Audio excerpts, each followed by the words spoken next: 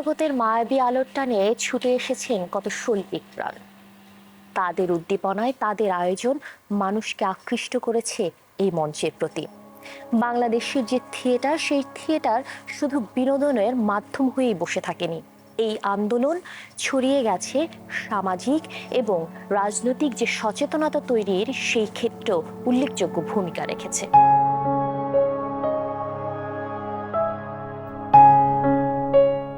মুক্তিযুদ্ধ পরবর্তী বাংলাদেশের একঝাঁক নতুন নাট্যকর্মীর হাত ধরেই গড়ে উঠেছিল নাটকের নতুন ভাষা। মঞ্চ নির্দেশনা, আলোকসজ্জা, শব্দ ব্যবহার, চরিত্র নির্মাণ সবকিছুতেই ছিল নতুন পরীক্ষা নিরীক্ষা। জন্ম নিয়েছিল এক গভীরতর বাস্তবধর্মী নাট্যযুগের। যুদ্ধের অভিজ্ঞতা, স্বাধীনতার স্বপ্ন আর দেশ গঠনের চেতনা নাটকের বিষয়বস্তুতে প্রবলভাবে উঠে আসে। এই সময় নাট্যচর্চা পায় এক শক্তিশালী সামাজিক ও রাজনৈতিক ভিত্তি।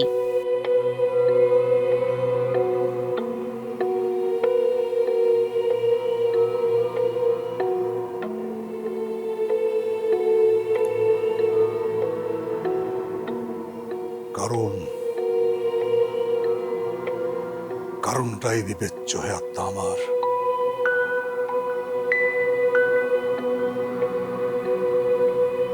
আকাশের নিষ্কলঙ্ক নক্ষত্ররাজি তোমাদের কাছে সে নাম উচ্চারণ করতে বলো না আমায়। কারণই সব।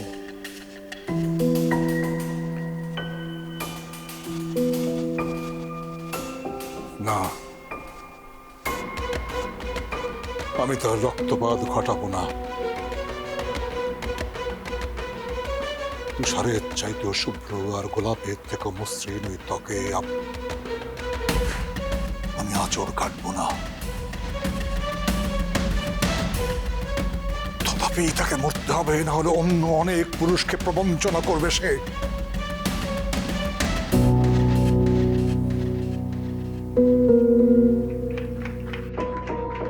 স্বাধীনতা যুদ্ধ পরবর্তী সময়ে বাংলাদেশের যে থিয়েটারের আন্দোলনটা আপনার মতো কিছু মানুষের হাত ধরে শুরু হয়েছিল, সেখান থেকে আমাদের মোটা দাগে প্রাপ্তিটা কি? আমাদের ৭১ সালে যখন আমরা স্বাধীন হলাম, তারপরে মানুষের মনে নতুন উদ্দীপনা, নতুন উদ্যম, নতুন কিছু করবার স্বপ্ন, এরকম জায়গা থেকেই আমার এই বাংলার নাটক আমরা এগিয়ে নেব, তার সঙ্গে বিশ্বের সংযোগ হবে, এইরকম একটা ধারণা থেকে আমি নই, আমার কিছু বয়োজ্যেষ্ঠ কিছু শিল্পী, কিছু মানুষ, নাটকের মানুষ, তারা শুরু করেছিলেন। শুরুটা হয়েছিল কিন্তু প্রথম দুটো কথা, একটা হচ্ছে গ্রুপ থিয়েটার আন্দোলন, মানে একতাবদ্ধ হয়ে কতগুলো মানুষ একটা লক্ষ্যে কাজ করা। সেখানে শেয়ারিং, কেয়ারিং, তর্ক বিতর্ক বিভিন্ন জিনিস হয়। ওই যে আগে যেটা ছিল যে স্টারডম, মানে থিয়েটারেও এক ধরনের তারকা, সেই সমস্ত কিছু করবে, এরকম না। আর থিয়েটার মানে হচ্ছে সকলের সম্মিলিত একটা শ্রম। শুরু হয়েছিল হচ্ছে ব্রিটিশ কাউন্সিল, যেটা ফুলার রোড ইউনিভার্সিটির ওখানে।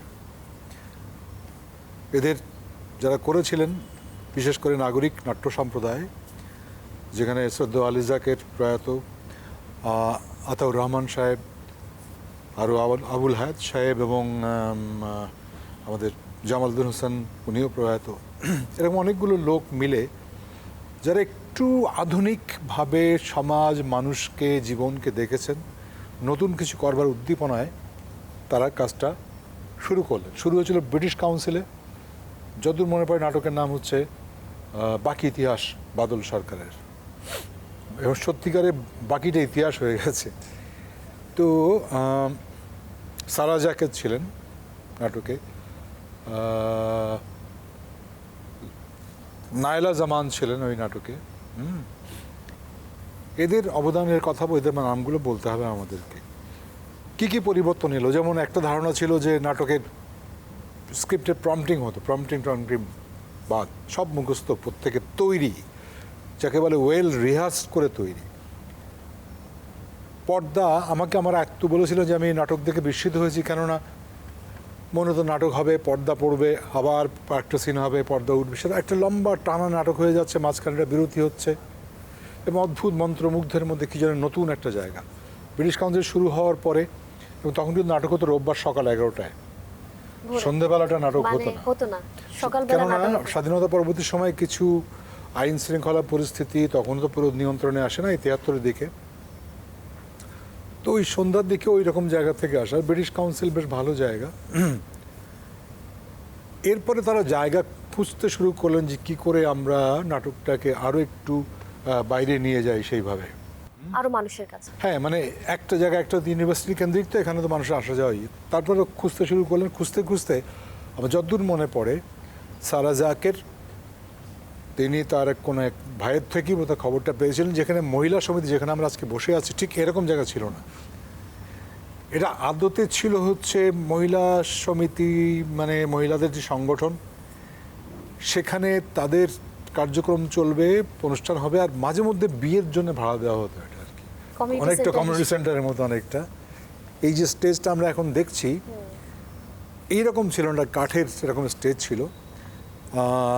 তারপরে এই জায়গাটায় কতগুলো মানে লোহার চেয়ার ছিল, ফোল্ড করার মতো।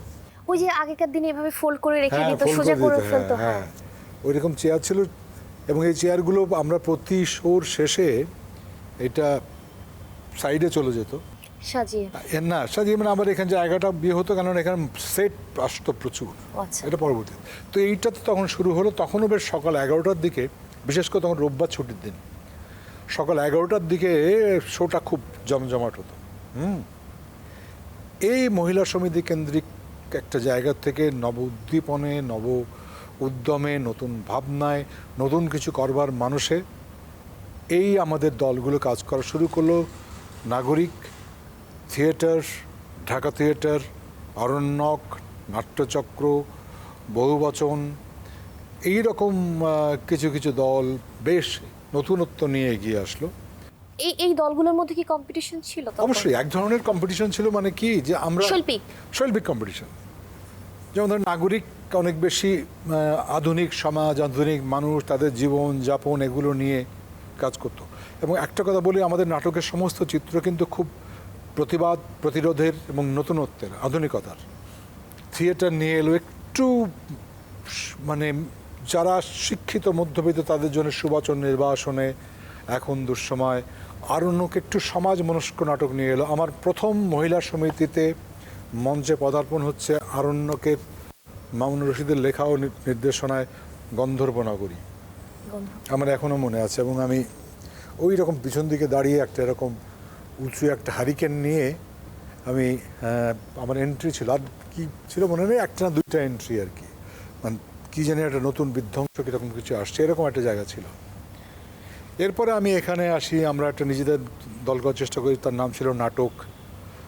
সেখানে গফুর সাহেব বলে একজন ছিলেন। এটা কত সালের দিকে? এটা 73, 4, 5 পর্যন্ত কাজ করেছে। তারপর তো আমি ন্যাশনাল স্কুল অফ ড্রামায় চলে যাই। এইখানেই অনেক ইতিহাস গড়ে উঠেছে। এইখানেই এক সময় নাট্যকর্মীদের আড্ডা, পদচারণায় মুখর ছিল এই জায়গাটা। এবং হয়তো রিহার্সাল নেই, কিন্তু হয়তো আজকে শো নেই, কিন্তু এই শুরুর দিকে আমরা যেখানে ঢুকলাম, এটা জায়গাটা কিন্তু এরকম ছিল না। একটা দুইটা সিঁড়ি ছিল, একটা পাঁচিল মতো ছিল। ওইখানে একটা বড় ইয়ে হতো যে আজ অমুকের নাটক, আজ নাগরিক নাট্য সম্প্রদায়ের নাটক, আজ আরণ্যকের নাটক। এই যে নতুন একটা ভাবনা থেকে, নতুন একটা গ্যাদারিং থেকে শুরু হলো। এইখানে প্রচুর গাড়ি আসতো এই বেলি রোডের সামনে। তখন দোকান মাত্র একটা, বলে এই ইসের মধ্যে জেসমিন কনসোর্টিয়াম বলে একটা, মানে চায়ের দোকান, একটা কনসোর্টিয়াম, মানে এই কসমেটিক্স এরকম পাওয়া যেত আর কি। সেইখানে আমরা আমাদের অগ্রিম টিকিট বিক্রির জন্য ওখানে ওইটার নাম থাকতো, ওইটা ক্যাশ কাউন্টার মতো ছিল, মানে ওইটা অগ্রিম নেওয়ার জন্য, অগ্রিম জেসমিন কনসোর্টিয়াম। আর কোনো দোকানই হয়নি, পুরা বেলি রোড সুনসান। এইভাবেই এই জায়গায় ভাঙচুরের খেলার মধ্যে কিন্তু পরবর্তীতে এখানে আমরা দেখেছি পুরো মঞ্চকে বের করে এনে সৈয়দ জামিল আহমেদ করেছেন কীর্তন খোলা, এবং কেরামত মঙ্গলের মতো নাটক হয়েছে, বিচ্ছু করেছে এই জায়গায়।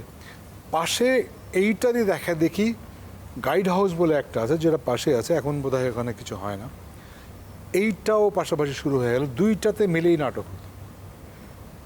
এবং অসম্ভব একটি জায়গা হলো যে ছুটির দিনে সে সময় নাটকের টিকিট পাওয়া যেত না, এইরকম একটা অবস্থা। আগে থেকে নিতে হতো। আমার বিচ্ছুর কথা মনে আছে যে আমরা বিজ্ঞাপন দিলে 48 ঘন্টা আগে সেই নাটক মানে হাউসফুল হয়ে যেত, টিকিট পাওয়া যেত না। আমাদের কোলাপসিবল গেট এখন তো অনেক ভিতরে চলে এসছে, সেইটা বন্ধ করে লোক ঢোকাতে হতো, এরকম এরকম ছিল। একটা ছোট্ট চায়ের দোকান ছিল, তারা মিয়া বললে একজন ছিল সেখানে। তারপরে আরেকটা ছেলে ছিল এখন অভিনয় করে, ও দিত। এবং এই বিচ্ছু দিলে পরে তাদের খুব লাভটাভ হতো, মানে বিশেষ করে কোক বিক্রি হতো, পেপসি বিক্রি হতো, চিপস বিক্রি হতো। এইরকম অদ্ভুত জায়গা তৈরি হয়েছিল নাটকের এই মহিলা সমিতির ইসের মধ্যে থেকে।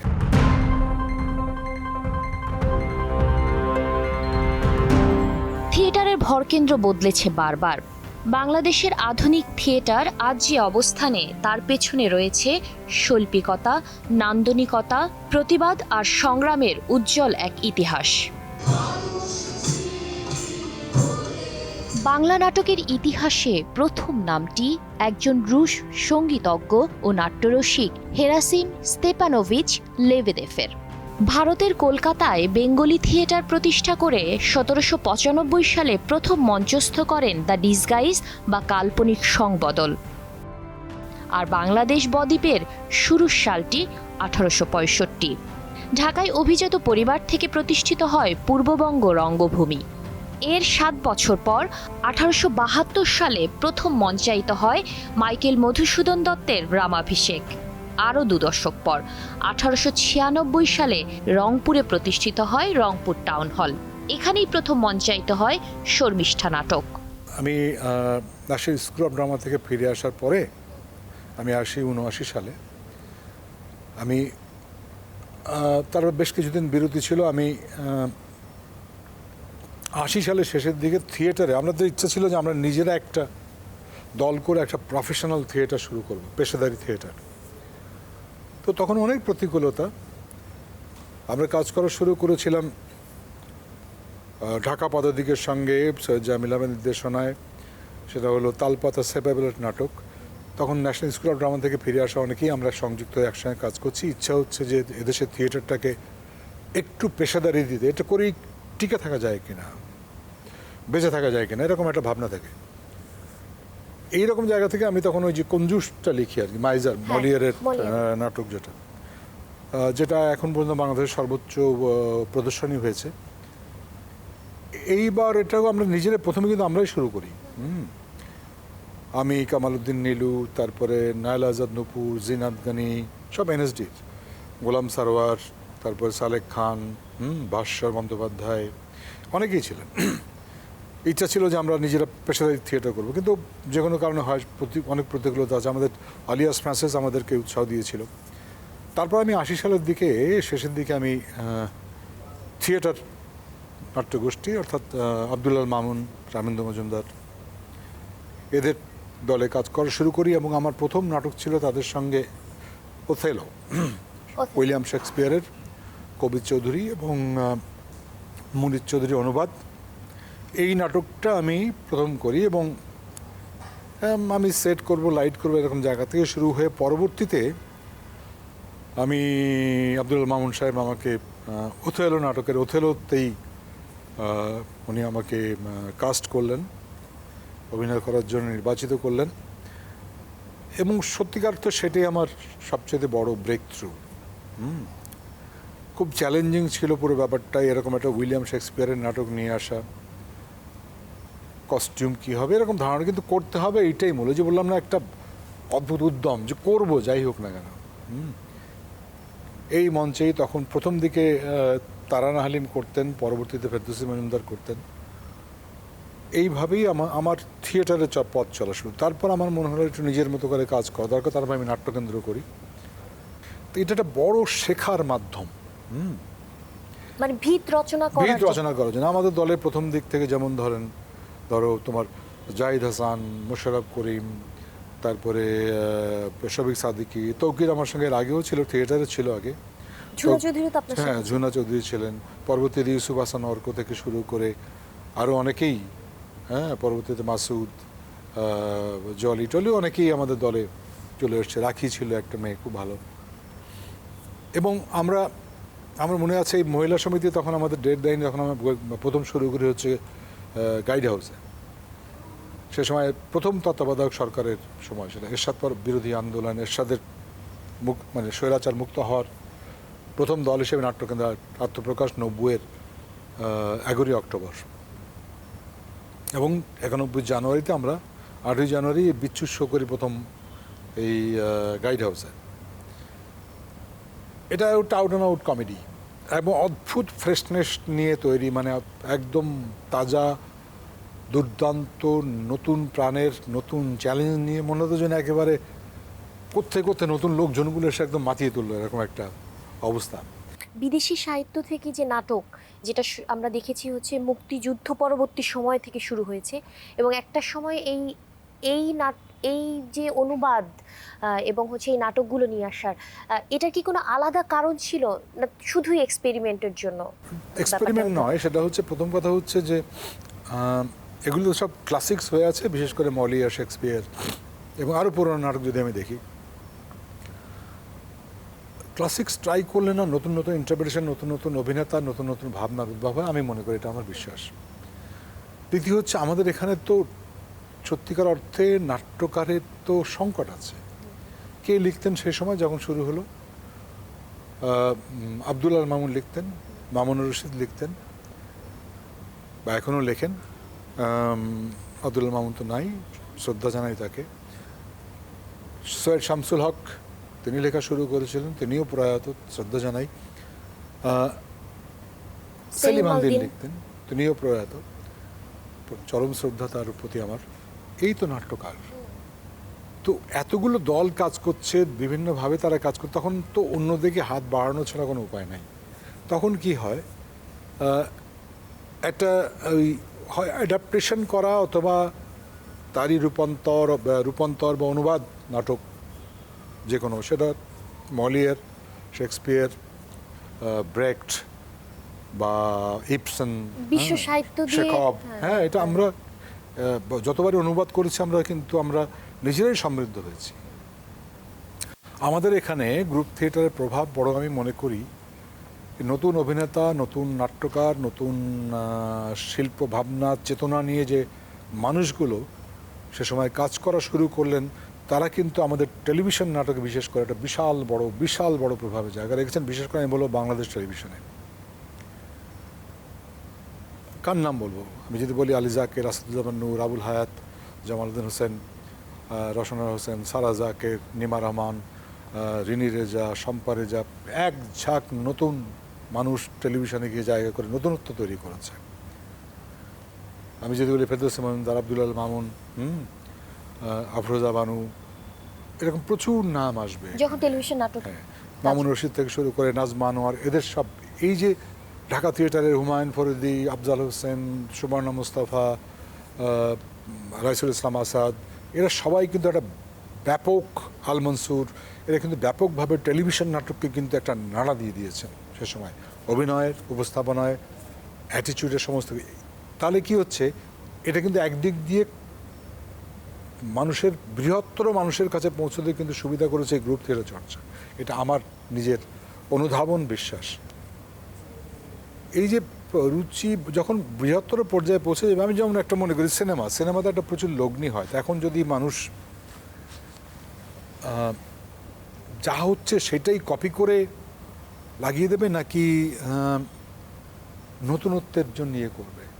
বারবারই দেখা গেছে এই সিনেমার ক্ষেত্রেও কিন্তু নতুনত্ব যেখানে এসে সেখানে কিন্তু আরও বেশি গ্রহণ করেছে, মানুষ ইনভলভ হয়েছে বেশি। আমাদের বাংলা সিনেমাতে কিছু জায়গায় তাহলে কি হবে, একটা পর্যায়ে চলছিল, তারপরে কিন্তু ফোক স্টোরির দিকে মানুষ যাত্রা শুরু করলো। রূপবান হলো, জরিনা সুন্দরী হলো, গুনাই বিবি হলো, মালকা বানু হলো, এই বিভিন্ন ধরনের নাটকটা কিন্তু হলো। সাত ভাই চম্পা হলো, বেহুলা হলো, নতুন একটা ধারার প্রবর্তন হলো, আমাদের নিজস্ব কালচারের জায়গার, নিজস্ব গল্পগুলোর জায়গা তৈরি হলো। থিয়েটার ক্ষেত্রেও কিন্তু ব্যাপারটা এইরকমই। থিয়েটার একটা রুচিশীল মধ্যবিত্ত দর্শকের কাছেই আছে। আমি যেটা বলছি, আমাদের ঢাকা শহরে ঘুরে ফিরে দেখা গেলে 20, 25, 30, 40, 50 হাজার লোকজন নাটক দেখে, থিয়েটার দেখে ঘুরে ফিরে, তার বেশি কিন্তু নয়। কিন্তু সেই লোকগুলোর যে মানে মানসিকতা, যে মানসিক জায়গা এবং সোশ্যাল কানেক্টিভিটি, সেটা কিন্তু বিশাল বড়। তাদের ভাবনার জায়গাটা কিন্তু খুব শক্ত। কিন্তু এক একজন প্রায় আমাদের ইসের মধ্যে 10 জনের মানে সমান একটা পাওয়ার রাখে বলার ক্ষেত্রে, চিন্তার ক্ষেত্রে। তো এই শক্তিটা বেশ বড়। হ্যাঁ, থিয়েটার সবসময় যেটা করে, মানে এটা থিয়েটার মানে হচ্ছে কিন্তু জীবন্ত মানুষের সঙ্গে জীবন্ত মানুষের বিনিময়। তো সেই রুচিশীল দর্শককে তৈরি করার ব্যাপারে, মানুষের মধ্যে চেতনা সৃষ্টি করার ব্যাপারে থিয়েটারের একটা প্রবল ভূমিকা আছে, এবং শিল্পের নতুনত্ব জায়গা খোঁজার ব্যাপারেও আছে। যে কারণে আমরা যখন নাটক দেখতে চাই, আমরা নতুনত্বই খুঁজি এবং নতুন আমাদেরকে টানে। আমি মনে করি থিয়েটার একটি বিশুদ্ধ শিল্প মাধ্যম, এবং নতুন প্রজন্মকে তাদের বিভিন্ন রকম নৈতিক অবক্ষয় থেকে তাদের বাঁচানোর জন্য তাদের থিয়েটারের সাথে জড়িত হওয়াটা খুব জরুরি। এটা অবশ্যই চ্যালেঞ্জিং এবং এটা খুব ভালো একটা জায়গা। আমি মনে করি যে আমি এখানে আসতে পেরে খুবই গর্বিত নিজেকে মনে করছি।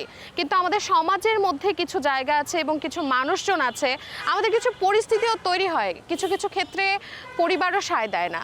তো পারিবারিক একটা জায়গা থেকে অনেকেই এমন আছে যে পারিবারিক অনেক সমস্যা মোকাবেলা করে এই বিভাগে পড়তে আসে, একমাত্র শুধুমাত্র মনের ইচ্ছায়, নিজের আগ্রহ থেকে বা শিল্পের প্রতি একটা টান থেকে।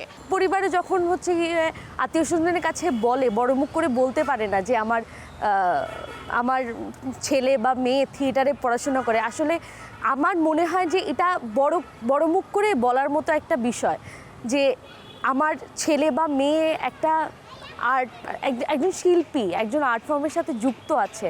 প্রতি বর্ষে বা প্রতি সেমিস্টারে যারা ভর্তি হয় তাদের 30-35 জন, সেই 35 জনের মধ্যে খুব কম সংখ্যক আছে যারা কিনা ঠিক নাট্যকলা বিষয়টার প্রতি মনে প্রাণে গ্রহণ করেছে। এবং এক্ষেত্রে বলা দরকার যে সামাজিকভাবে এই নাট্যকলা বিষয়ে পড়াশোনার ব্যাপারটি যেভাবে মানে বলবো যে জনগণের কাছে, এমনকি আমি বলবো যে একেবারে সুশীল শিক্ষিত নাগরিকজনের কাছেও এটি অতটা গুরুত্বপূর্ণ হয়ে ওঠেনি। আমি মনে করি যে যারা এই দীর্ঘ একটা সময় ধরে স্নাতকোত্তর ইত্যাদি করে আসছে তা, এবং যারা নতুন নাট্যকর্মী, এবং শুধু বিশ্ববিদ্যালয়ে পড়তে হবে পড়ুয়াদের কথাই বলছি না, যারা অন্যান্য বিকল্প নানান উদ্যোগ থেকে, থিয়েটার স্কুল আছে এবং অন্যান্য বেশ কয়েকটি নাটকের এ ধরনের তৎপরতা আছে, এবং স্বাধীনভাবে মুক্তভাবে যারা নাট্যচর্চা করে আসছে, তাদের জন্য ওই যে দরকার হচ্ছে রাষ্ট্রীয় পৃষ্ঠপোষকতা, এবং যাতে বৃহত্তর একটা দর্শককে যুক্ত করা যায় সেই তৎপরতা। সারা দেশে কিন্তু অনেক উদ্যমী নাট্যকর্মী আছে, তরুণ নাট্যকর্মী আছে, যারা হয়তো অন্য কোনো দিকে তেমন যোগ্যতা বা দক্ষতা তারা দেখাতে পারেনি, কিন্তু মনে প্রাণে নাটকটাকে খুব ভালোবাসে। তো সেই নাটক নিয়ে তার যে কাজ করবার ক্ষেত্র সেটি নেই। অতএব সেটা যদি কোনোভাবে একেবারেই দেশের অন্যান্য বিভিন্ন জায়গায় যদি তাদের জন্য সুযোগ এবং ক্ষেত্র তৈরি করা যায়, তাহলে এই নাট্যশিল্পের মর্যাদাটা বা তাৎপর্য আরও বেড়ে যাবে বলে মনে করি। শিল্পী হিসাবে আমাদের কাছে সব ধরনের নাট্যধারার গ্রহণযোগ্যতা আছে, এবং সেটা যখন আমি মঞ্চে উপস্থাপন করব এবং দর্শক যদি সেটাকে ভালোভাবে আমি প্রেজেন্ট করার পরে যদি দর্শক সেটা ভালোভাবে নিতে পারে, তাহলে সেই ক্ষেত্রে দর্শকের কাছেও এই ধরনের সব ধরনের নাট্যধারারই গ্রহণযোগ্যতা রয়েছে বলে আমি মনে করি। এত বড় বড় ডায়লগ মুখস্থ করে কোনো কাট না করে আমরা দর্শকের সামনে আমরা প্রেজেন্ট করি, এটা আমার কাছে ভীষণ চ্যালেঞ্জিং মনে হয় থিয়েটারের ক্ষেত্রে। আর ওই যে বললাম ধৈর্যটাও চ্যালেঞ্জিং, ধৈর্য সবার থাকে না। থিয়েটার অনেকে আসে কিন্তু টিকে না। ভেবেছিলাম যে থিয়েটারটাকে যদি পেশায় নিয়ে যেতে পারি, তাহলে হয়তো প্রাণের উচ্ছ্বাসে এই যে মনের ভেতরে ভালো লাগা, থিয়েটারের প্রতি ভালোবাসা, সেটাকে হয়তো আমি আরও সামনে নিয়ে যেতে পারবো। এই মাধ্যমকে কেন্দ্র করে যে একটা পেশার একটা অবলম্বন তৈরি হওয়া, এটা কিন্তু আমরা করতে পারিনি।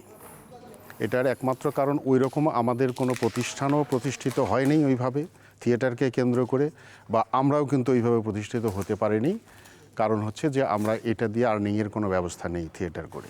ওইভাবে ডেভেলপমেন্টটা থিয়েটারে আমাদের আসেনি, আর প্রফেশনালি তো আমরা এখনও ভাবতেই পারছি না এটাও যে একটা প্রফেশন হতে পারে, সেই জায়গায় আমরা এখনও ভাবছি না। আমাদের সব কয়টা ইউনিভার্সিটিতে থিয়েটার ডিপার্টমেন্ট আছে, কিন্তু থিয়েটার ডিপার্টমেন্ট থেকে বেরোনোর পরে একটা স্টুডেন্ট আসলে থিয়েটার চর্চাটা কিভাবে করবে, সে তার একাডেমিক জায়গাটা কিভাবে ওই কি বলে যে তার ক্যারিয়ারে দেবে, সেই জায়গাটাই আমরা তৈরি করিনি। আমরা ইনফ্রাস্ট্রাকচারটা তৈরি না করেই আমরা অনেকগুলো স্টুডেন্ট তৈরি করছি, যেটার ফলাফল হচ্ছে যে এই স্টুডেন্টরা তাদের প্রফেশনাল স্কিলটা কিন্তু এখানে দিতে পারছে না, কারণ তারা নানানভাবে বিভিন্ন পেশায় সুইচ হয়ে যাচ্ছে।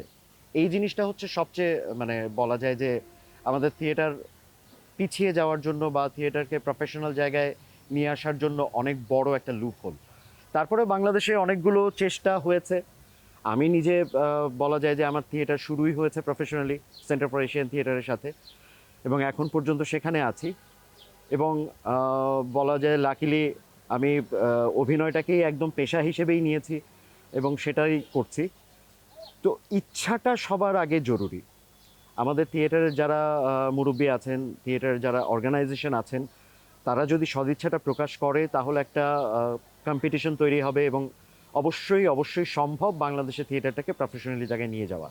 জুলাই বিপ্লবের পরে আপনি জানেন সারা জায়গায় সারা দেশব্যাপী বিভিন্নভাবে অস্থিরতা চলছে। অর্থনৈতিক অস্থিরতা যেমন চলছে, তেমনি সাংস্কৃতিক অস্থিরতাও চলছে। আমরা একটি রেজিমকে দেখেছি 15-16 বছর কিভাবে সাংস্কৃতিক অঙ্গনকে বিভিন্নভাবে পলিউটেড করেছে। সেখান থেকে বেরিয়ে এসে বাংলাদেশ গ্রুপ থিয়েটার ফেডারেশন তার নিজস্ব সত্তায় আগামী দিনগুলোকে কিভাবে একটি নাটকের কাঠামো তৈরি করা যায়, আমরা সেই ব্যাপার নিয়ে কাজ করছি। আমরা সরকারের সাথে কাজ করছি, আমরা শিল্পকলা একাডেমির সাথে কাজ করছি। আমরা চাই আমাদের নাটকের মান উন্নয়নের জন্য কাজ করছি। আমাদের সংস্কৃতি সেবী যারা আছে, নাট্যকর্মী, তাদের নিজস্ব উৎকর্ষতা যেন বৃদ্ধি পায়, সেই বিষয়গুলো নিয়ে কাজ করছি। স্বাধীনতার চেতনায় উজ্জীবিত হয়ে বাংলাদেশের সংস্কৃতি অঙ্গনকে নাটকের মাধ্যমে আলোকিত একটি সমাজ তৈরি করাতে বাংলাদেশ গ্রুপ থিয়েটার ফেডারেশন একটি সহায়ক শক্তি হিসেবে কাজ করবে। সংস্কৃতিতে বিশেষত নাটকে রাষ্ট্রীয় পৃষ্ঠপোষকতা নাই বললেই চলে। তো আমার যেহেতু সুযোগ হয়েছে, আমি আপনাদের মাধ্যমে বলবো রাষ্ট্র যেন নাটকের পৃষ্ঠপোষকতায় এগিয়ে আসে। তা না হলে নাটক বাঁচবে না, নাটক না বাঁচলে সংস্কৃতি বাঁচবে না, সংস্কৃতি না বাঁচলে একটি বাংলাদেশ একটি বিকলাঙ্গ সমাজ তৈরি হয়ে যাবে। এই শিল্পকলা একাডেমিতে শুরুর দিকে একটা টিন শেডের একটা বড় অডিটোরিয়াম মতো ছিল, প্রপার অডিটোরিয়াম না, বড় মঞ্চ, সেখানে নাট্য উৎসব হতো। এবং এই নাট্য উৎসবে দেশের বড় বড় দল অংশগ্রহণ করত। মঞ্চটায় সাউন্ড সিস্টেম ভালো ছিল, পুরোটাই বলতে গেলে একটা টিন শেড এবং পাকা ওয়াল করা। স্টেজ মাইক থাকতো ওই জায়গায়, উপর থেকে ঝুলিয়ে দেওয়া, সেখানে অভিনয় করতে হতো। আমরা অনেক অভিনয় করেছি। প্রচুর দর্শক আসতো সেই ফেস্টিভ্যাল ঘিরে। সো এই হিসেবে মানে নাট্যকর্মীদের একটা জায়গা দরকার ছিল, এইভাবেই শিল্পকলা একাডেমি হয়। বর্তমানে এখানে জাতীয় নাট্যশালা, যেটা বিশাল বড় একটা পরীক্ষণ থিয়েটার বা এক্সপেরিমেন্টাল থিয়েটার আছে, স্টুডিও থিয়েটার আছে। এখানে বিভিন্ন ধরনের প্রযোজনা হয়। মানে নাটকের ক্ষেত্রে কিন্তু আমাদের প্রচণ্ড বৈচিত্র্য আছে। আমরা যেমনভাবে নিজেরাও নিজেদের দল থেকে অনেক বিভিন্ন ঘরানার বিভিন্ন ধরনের নাটক করেছি, শিল্পকলা একাডেমির এই মঞ্চগুলো কিন্তু বিভিন্ন নাটককে ধারণ করবার জন্যেই তৈরি। যখন হচ্ছে ডিজিটাল মাধ্যমগুলো, যদি বলি টিভি, ফিল্ম, যখন হচ্ছে অনেক বেশি মানুষ দেখছে, বাসায় বসেই সে হোম থিয়েটার পাচ্ছে, সেই জায়গায় এই যে মঞ্চে আসা, থিয়েটারে আসা যখন কমে আসতে শুরু করলো, সেই সময়টা আসলে আপনারা কি উদ্যোগ নিয়েছিলেন দর্শক টানতে, বা কোনো উদ্যোগ কি আসলে নেওয়া সম্ভব দর্শককে থিয়েটারে ফিরিয়ে আনতে?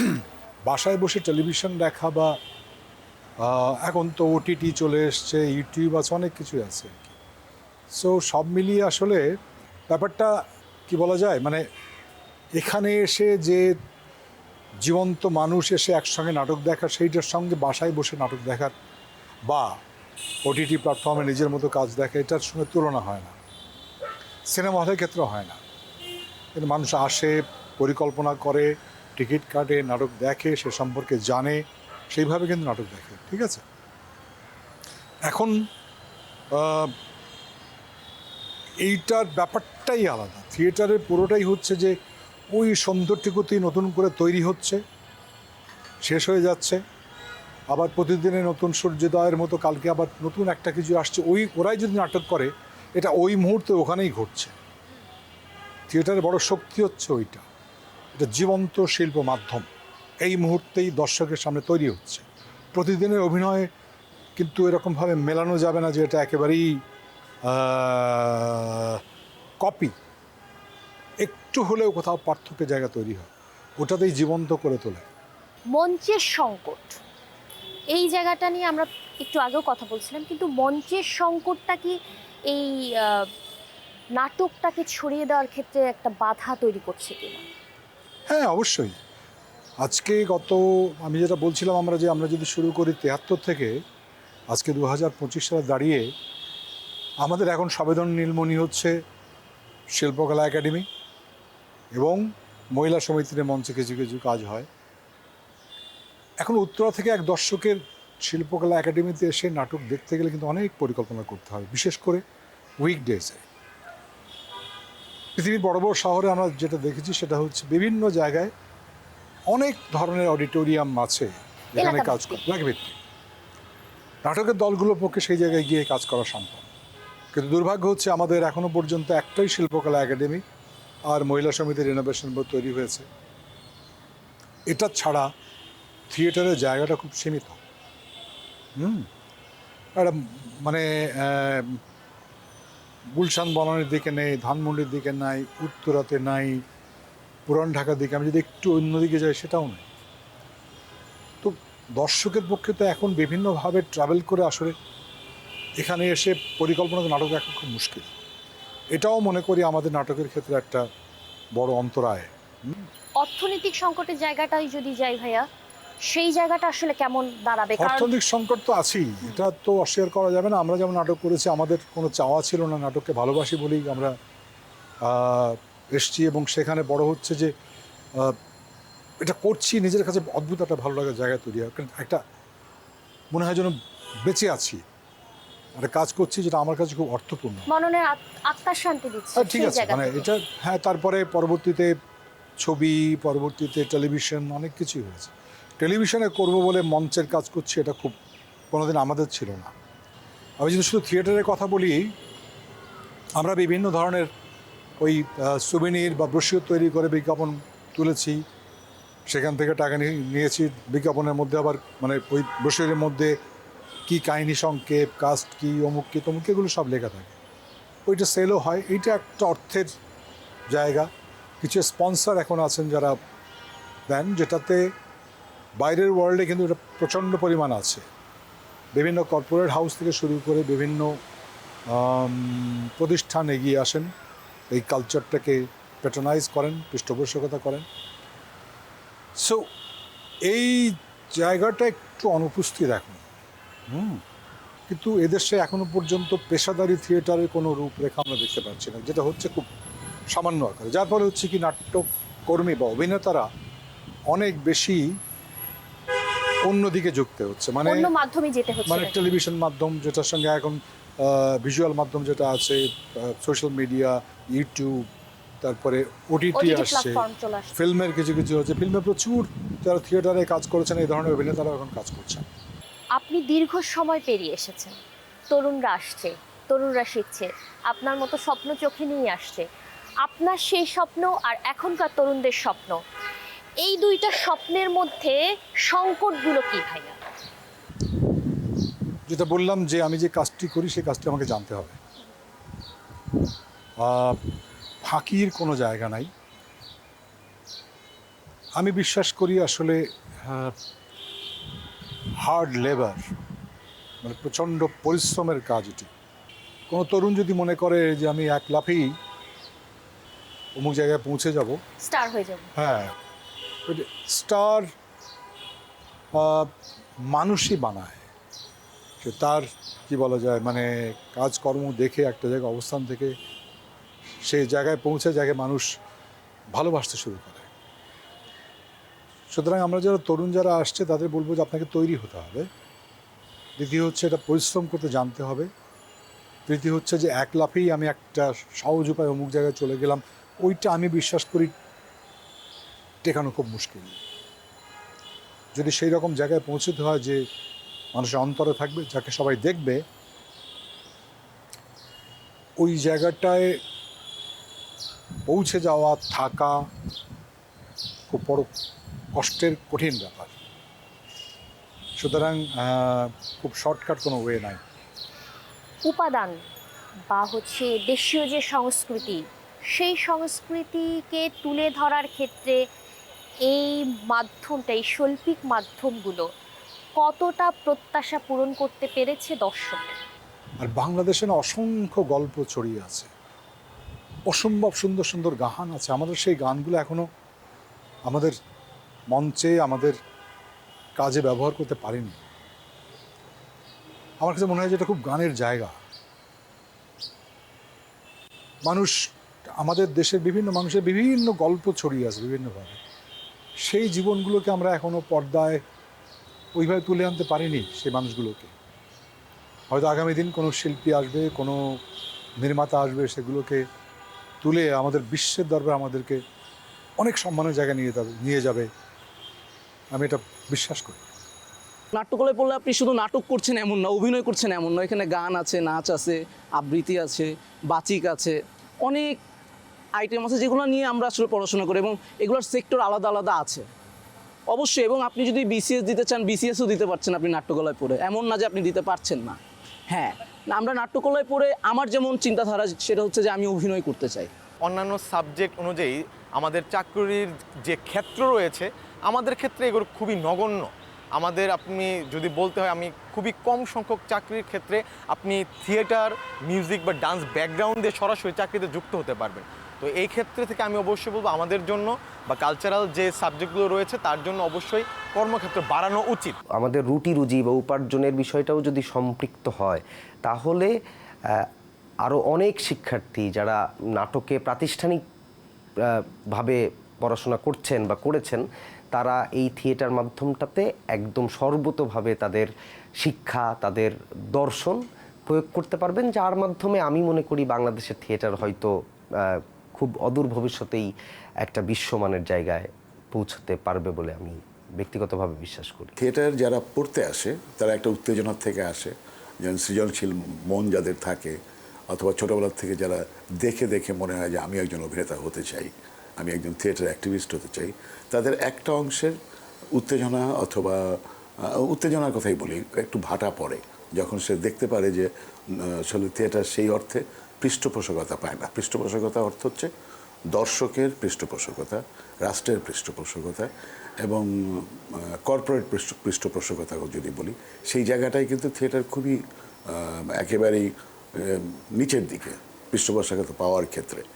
এবং তখন কিছুটা উত্তেজনা বলেন অথবা এই যে উদ্দীপনা, সেখানে একটু ঘাটতি হয়। লাইট নাটকের জন্য একটা গুরুত্বপূর্ণ অংশ, কিন্তু আমাদের দেশে কি সেই গুরুত্বটাকে আছে?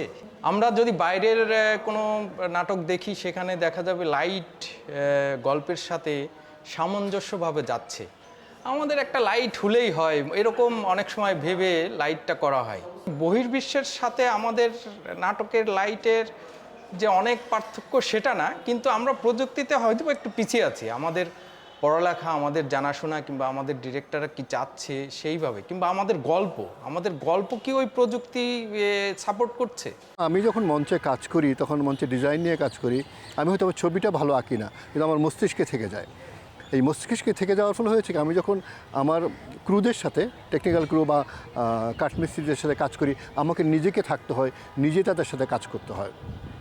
এবং তার মধ্যে দিয়ে যে আমি আমার চিন্তার পরিবর্তনটা, আমার সেট ডিজাইনের যে গতি প্রকৃতির পরিবর্তনটা, সেটাও নিজের মধ্যে আবিষ্কার করি প্রতি মুহূর্তেই।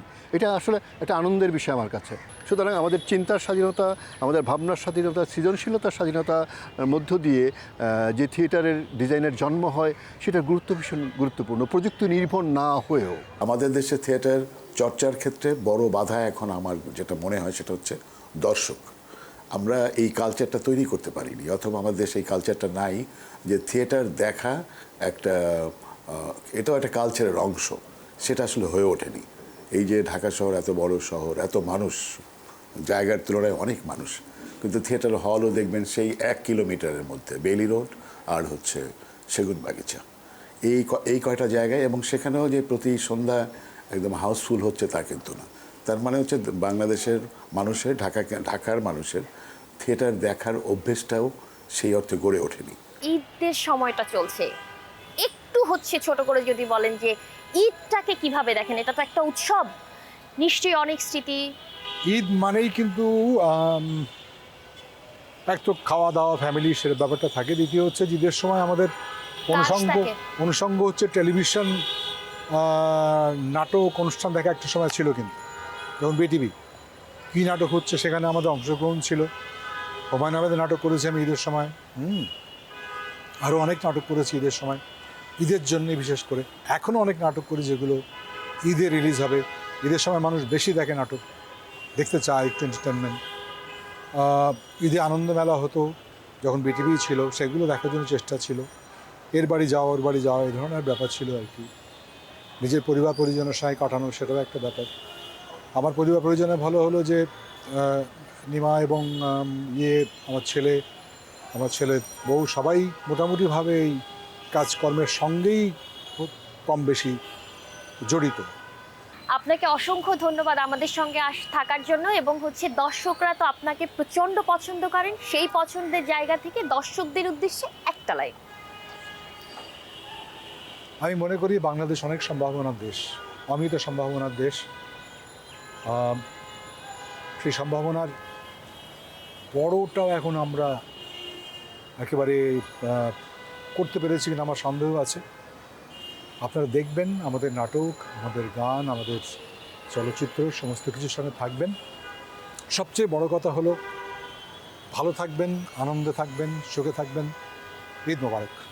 বাংলাদেশের থিয়েটার শুধু মঞ্চের আলো নয়, এটি ভাষার শক্তি, এটি প্রতিবাদের কণ্ঠ আর মানুষের জীবনের প্রতিচ্ছবি।